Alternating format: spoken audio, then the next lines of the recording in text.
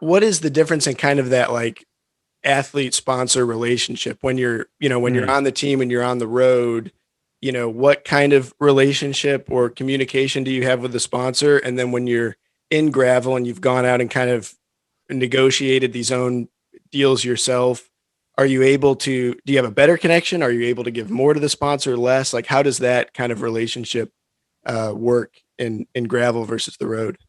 Yeah, I think it's easiest if I just explain how the European pro model works. Sure.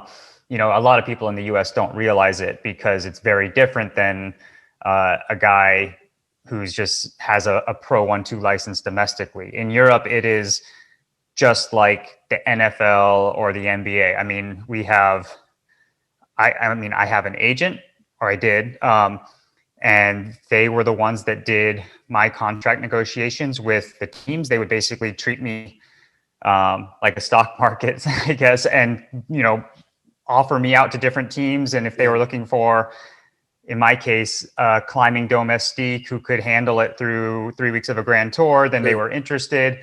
It was one big deal. The agent did it all. I had no discussions around. I mean, obviously, you give your input and your preferences, and the end decision is with me who to sign with. But it was very much, like one big contract, salary, performance incentives, however that's structured out.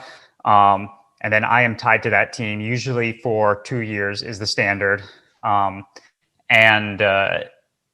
And you give your agent the cut, and then you have to represent everyone that team does. So they have their whole own portfolio of sponsors, and you would get all your stuff at training camp, and you just focus on racing your bike. And every once in a while at races, on rest days of grand tours, there's VIP things that you have to kind of go mingle with paying guests for, autograph signings.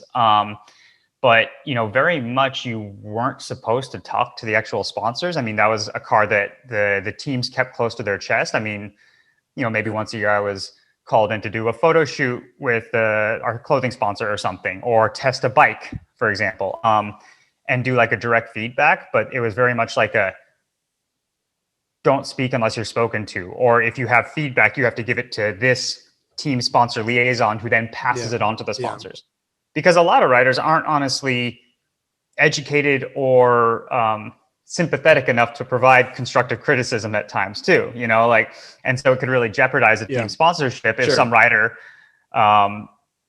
who is angry about a product, so to speak, just goes and, vents an email to the president of said company because they're a big name rider. Like, that doesn't go over well either. So, it was very much keep them at a distance, and the changeover was often. However, I did do enough of these projects, and I actually had enough good contacts from my time in the World Tour that when I did decide to strike off on my own, I was able to kind of pull out that Rolodex and say, like, guys, like, this is going to be a journey.